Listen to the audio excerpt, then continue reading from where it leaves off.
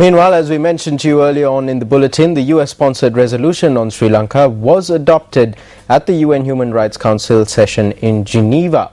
Incidentally, India voted in favor of the resolution.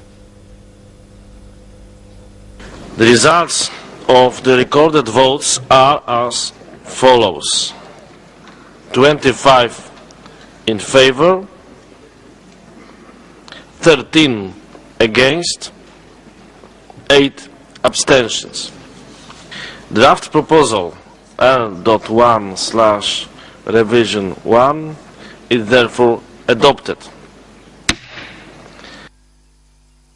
25 nations including USA, India, Benin, Ivory Coast, Libya, Sierra Leone, South Korea, Argentina, Brazil, Chile, Costa Rica, Guatemala, Peru, Austria, Germany, Ireland, Italy, Spain, Switzerland, Czech Republic, Estonia, Montenegro, Poland, Moldova and Romania voted in favor of the resolution.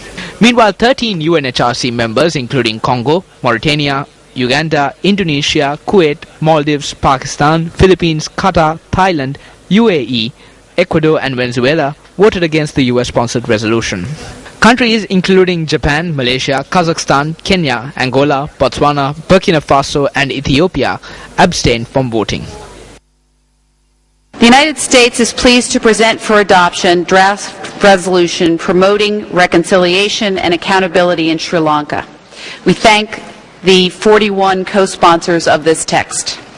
Through this resolution, we encourage the government of Sri Lanka to implement the constructive recommendations of the Lessons Learned and Reconciliation Commission and the recommendations in the High Commissioner's report, to take additional measures to fulfill its obligations and commitments on accountability and reconciliation, and to address concerns on issues of the rule of law and human rights in Sri Lanka today. We observe that the parameters of Resolution 19/2 have been completely shifted with the introduction of substantive elements of the OHCHR report and are specifically of concern, given the fact that Sri Lanka is being, in effect, requested to implement the recommendations of the OHCHR report with no regard to the domestic reconciliation process which is ongoing in Sri Lanka. The situation in Sri Lanka does not warrant such urgent attention. Therefore, the disproportionate attention that is being paid to Sri Lanka in this Council is not commensurate with the actual situation on the ground and does not set a healthy precedent for the work of this Council. Throughout the 30 years that Sri Lanka has faced terrorism sponsored from abroad and funded from abroad, it has maintained its democratic institutions and has remained true to its democratic traditions. A country like Sri Lanka needs to be helped, not criticized and chastised.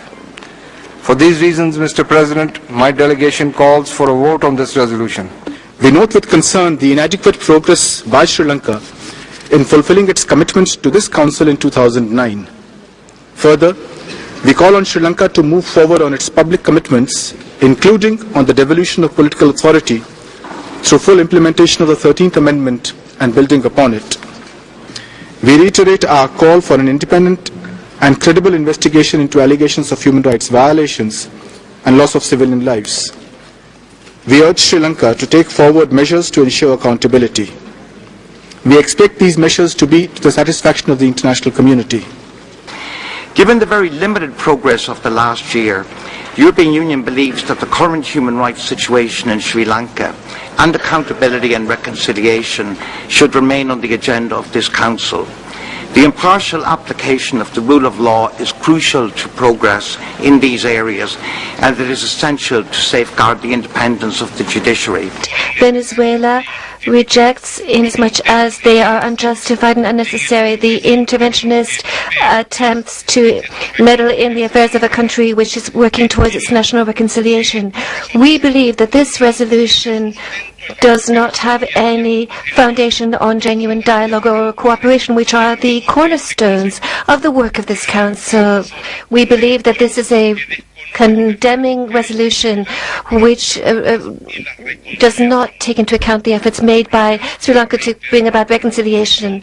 We take this opportunity to reaffirm our position against this draft resolution motivated by a serious political bias which does not correspond to the facts and does not comply with the idea of universality, impartiality and non-selectivity that should always be supreme in the mandate of this Council.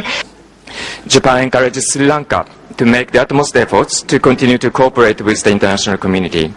Japan also strongly urges Sri Lanka to steadily implement, with a concrete timeline, effective measures to address various challenges, including the realization of its commitments made during the recent Japan-Sri Lanka summit meeting, in order to achieve improvement of its human rights situations and national reconciliation, including on the issue of accountability in a prompt manner. Japan will abstain from the vote on this resolution. The resolution before us today is clearly unacceptable to Sri Lanka.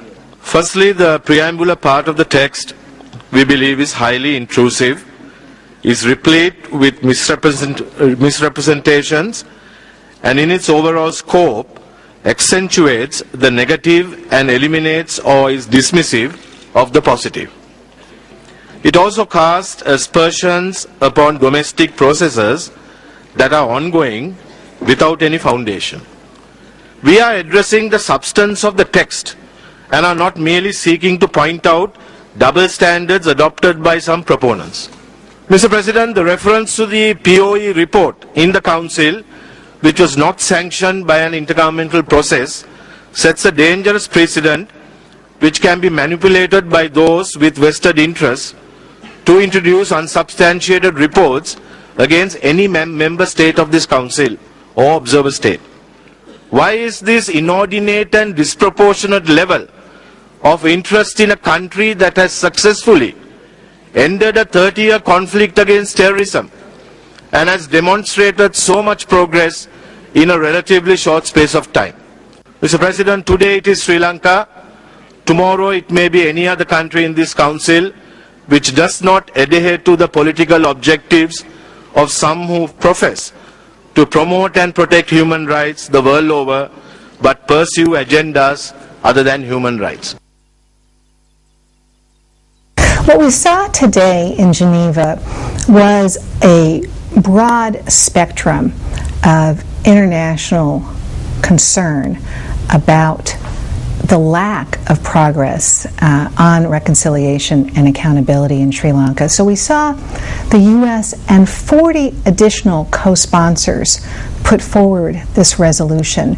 We saw the majority of members of the Human Rights Council vote yes on the resolution. So this resolution encourages the government of Sri Lanka to take action on what it has undertaken already in the Lessons Learned and Reconciliation Commission plan recommendations, what it has already obligated itself to following up on to the Sri Lankan people.